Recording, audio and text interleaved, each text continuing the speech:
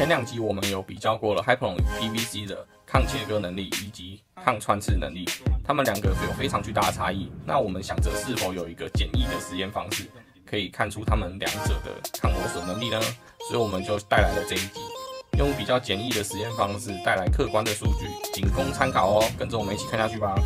好，今天我们来测试一下这个 PVC 还有 Hyperon 它们抗电钻的能力。就是拿电钻去钻它们的表现会怎么样呢？这个主要应该是测试它们的耐磨性吧。首先，我们先准备这一根电钻，那它这个前面稍微比较钝，没有那么锐利了。那我们来测试一下，钻多久会把这个布料钻破，这样子。这个是 Hyperon， 那这个2片是 PVC。那我们先拿第一张 PVC 来测试一下。那 PVC 的话，我上网查，他们是说，如果 PVC 的布料在沾水之后，性能会很强，就是耐磨性会很强。所以等等我们会做一个干的测试，还有一个是湿的沾了一点水的测试。好，那我们先测试一下干的情况下，钻洞钻起来是什么效果呢？那我这样子主要是轻轻的放着，然后让它自己钻。好，那上面有一些屑屑，就是一些白色粉末啦，没有很多。那 PVC 的耐钻性能是不错的，但是是因为这个钻头稍微比较钝了。好，我们再测试下一个是 Hyperon。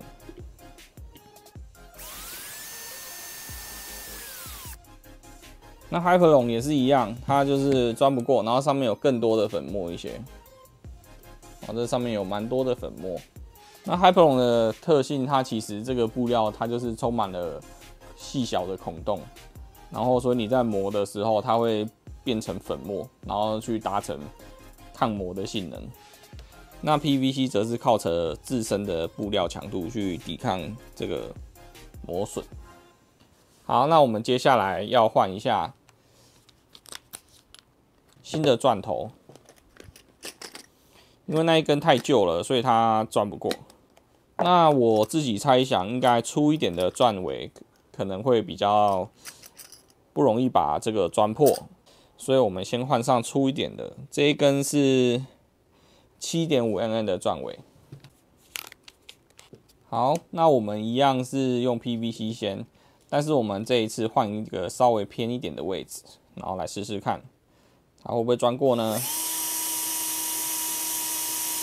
哎呦，有粉末了哦，有很多的粉哦。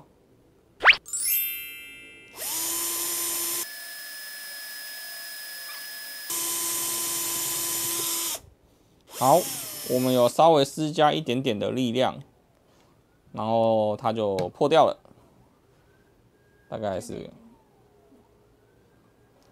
好，很多屑屑。好，接下来换 Hyperon。好，那我们刚刚 Hyperon 这几乎没有破损，所以我们就一样差不多的位置去给它磨。好。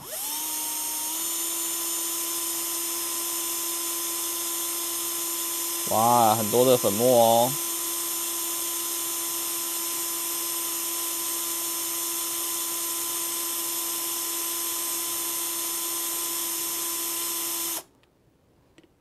好，我们这边已经看到它产生非常多的粉末，然后它也有看到中间的纤维层了。好，我们再来给它强化一下，加大一下力道，看看会不会破掉呢？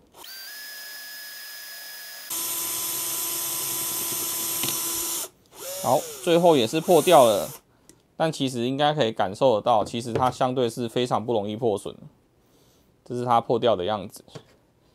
那这个是 PVC 的 ，Hyperon 的粉末会非常的多，它里面这个纤维很像麻绳还是什么的。好，那接下来我们打算换一个比较细一点的钻头。那我们这次换上这个是 5.2mm 的钻头。那我们这次首先测试不施加力道。就是我们只是放在上面这样，因为比较公平，就只是把它按住这样。好，来哦，开始。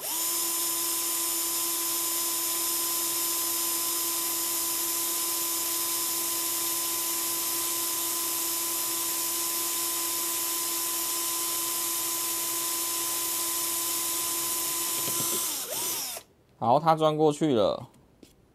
好，接下来我们要换一下这个 Hypron 的布料。那我们一样是不动，就是放上去就好。然后看一下它会钻多久。好，开始。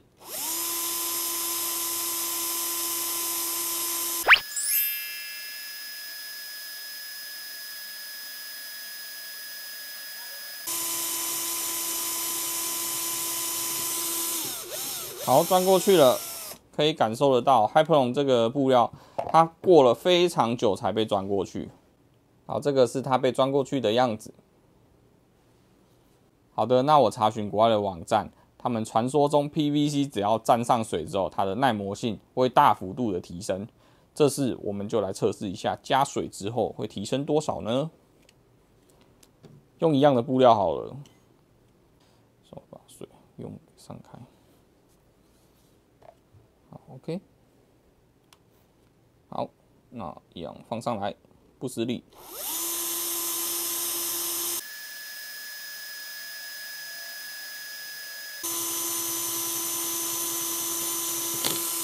通过咯，好像有明显的提升，但是还是一样穿过去了。那这个是 Hypron， 我们一样给它加一些水，用的多一点水比较公平。好，那这一块的话是 Hypron， 那我们就是给它沾水之后，试试看它的抗磨损性能。好，准备来，1、2、3 ，Go！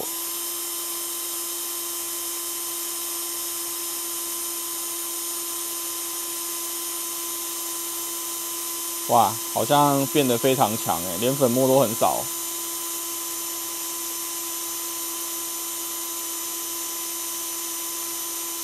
所以 PVC 虽然它会因为沾水之后性能增强，但 Hypron 一样也是沾水之后性能变得超级强啊。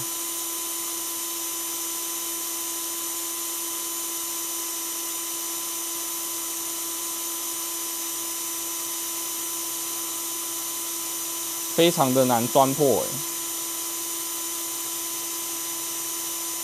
我甚至觉得我不加一点力量的话，它可能要钻很久了。哎，有一点点感觉要破了。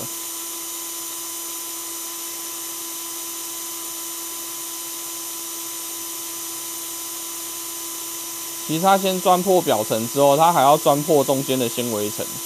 那 Hypron 中间的纤维层，我认为是强度是非常的高。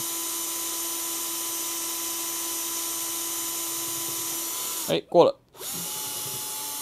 非常的久，我基本上是没有额外施加力道啦，就是大家都是公平的，所以它久了非常多才坏掉。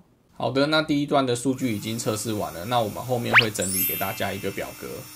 那基本上因为刚刚在拍片，手持的力度也许不是非常稳定，因为有时候讲话讲着，然后就忘记控制手持的力量，所以我们决定再拍第二段，然后再验证一次给大家看。那第二段的部分的话，第一个是中国 PVC 的测试，一样有加水。那第二个部分的话是德国的 PVC， 一样有加水。那第三段的话是 Hypron 加水。那这3次的测试，我个人认为会比较准，因为我是特别只有专注去钻这个东西，所以第2轮的测试，我认为是比较有参考价值的。那我一样会整理在最后面。那喜欢我们的频道的朋友，记得按赞、订阅、加分享。我们会继续带来更多有关钓鱼或是开箱等等的相关影片。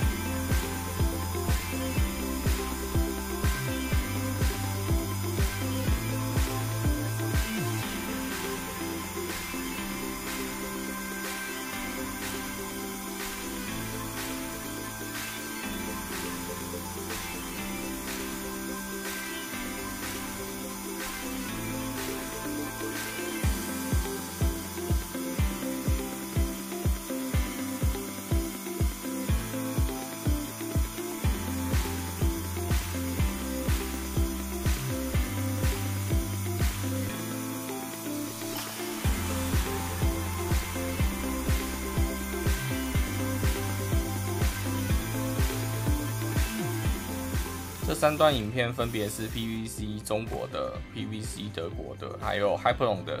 那这3者，相信大家一定看得出来是有差异的。那 PVC 德国的比中国的贵上不少，其实一艘船可能贵个几千块有，但我觉得如果你真的考虑买，还是值得投资的。那 Hyperon 就不用说了 ，Hyperon 的船的价格其实都高出 PVC 的非常多，但它的性能确实是强劲的。以数据上统计来看的话，它基本上有2倍以上的耐磨性能。那这个值不值得购买，就让大家自己思考咯。